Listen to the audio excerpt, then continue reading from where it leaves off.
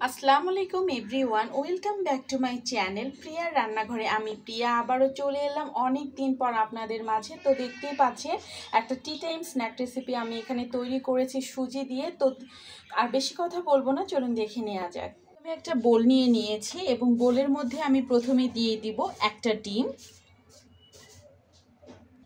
তারপর দিয়ে দিচ্ছি হচ্ছে চিনির পরিমাণটা অবশ্যই বুঝে দিতে হবে। এখানে আমি প্রায় 1/3 কাপের মতো চিনি দিয়ে দিলাম। 1 চিমটি পরিমাণ লবণ দিয়ে দিলাম হাতের সাহায্যে। যারা মিষ্টি খাবারের লবণ পছন্দ করেন না, এটা স্কিপ করে যাবেন। এখন আমি একটা কাঁটা চামচের সাহায্যে চিনি এবং ডিমটা খুব ভালোভাবে ফেটিয়ে নিব। এখানে দিয়ে দিলাম 2 টিস্পুন ঘি। ঘিটা যদি হাতের কাছে না থাকে আপনারা বাটারও ব্যবহার করতে পারেন, যেটা হাতের কাছে থাকবে এটা দিয়েই করে নেবেন। ঘিটা দেওয়ার পরে আমি আবারও একটু মিক্সড করে নেব, এতে করে ফ্লেভারটা অনেক সুন্দর আসবে।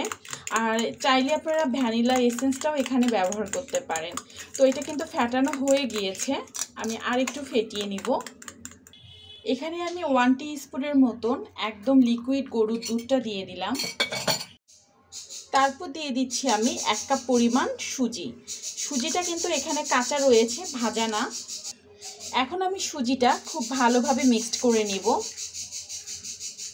আর এখানে কিন্তু দেখতেই পাবেন যে যখন সুজিটা আপনারা দিয়েছেন এতে করে অনেক সময় কনসিস্টেন্সিটা কিন্তু পারফেক্ট আসবে না, তো এটাই বুঝে নিতে হবে। আর সুজিটা এভাবে একটু মিক্সড করে নেব। যদি খুব বেশি এটা হার্ড হয়ে যায় তাহলে আপনারা একটু গরুর দুধ ব্যবহার করতে পারেন। আমি এটা খুব ভালোভাবে একটু এভাবে মিক্সড করে নিব। আপনারা হাতের সাহায্যেও করতে পারেন, আমি এটা হাতের সাহায্যে করব, এতে করে খুব সুন্দর কিন্তু মাখানো হবে।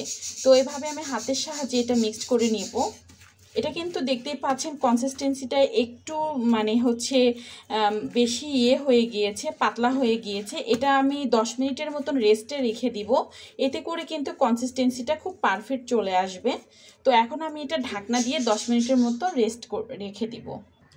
ভিউয়ার্স, এখন ঢাকনাটা খুলে নিচ্ছি। আর দেখতেই পাচ্ছেন সুজিটা কিন্তু অনেকটা ফুলে উঠেছে এবং অনেকটা সফট হয়ে গিয়েছে। এখন আমরা এগুলো ভাজার জন্য চলে যাব। আগে থেকে এখানে একটা কড়াইয়ে আমি পর্যাপ্ত পরিমাণে তেল গরম করতে দিয়েছি। তেলটা কিন্তু এখনো গরম হয়নি, আমি আরেকটু অপেক্ষা করব। তেলটা কিন্তু গরম হয়ে এসেছে। এখন একে একে এই বিস্কিটগুলো আমি দিয়ে দেব। এখানে আমি একটা মেজারমেন্ট কাপের একটা চামচ নিয়ে নিয়েছি, এটা মেজারমেন্ট অনুযায়ী আমি করব। তো আপনাদের হাতের কাছে যদি এটা না থাকে আপনারা হাত দিয়েও এটা করে নিতে পারেন। তো এটা আমি এরকম একটু গোল শেপ করে ছেড়ে দেব। সবগুলো আমি এভাবে দিয়ে দিব।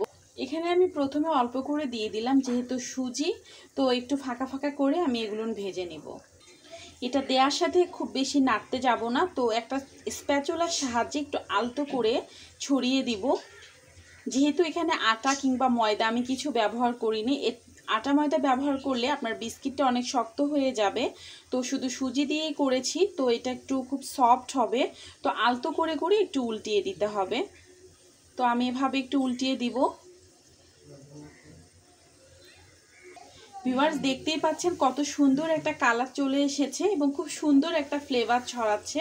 এখন আমি এটা উঠিয়ে নিব, আর বেশি এটা কালো কালো করতে দিব না। আমি গ্যাসের ফ্লেমটা একটু লো করে দিচ্ছি। তো একটা ছাঁকনির সাহায্যে এটার অতিরিক্ত যে তেলটা আছে তেলটা আমি ঝরিয়ে নিব।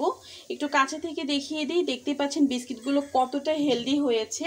আর বাসায় ছোট থেকে বড় পর্যন্ত সবাই এটা পছন্দ করবে। বাচ্চাদের টিফিনে কিংবা বাচ্চাদের স্ন্যাক্সে এটা কিন্তু করে দিতে পারেন, এটা অনেক হেলদি একটা রেসিপি।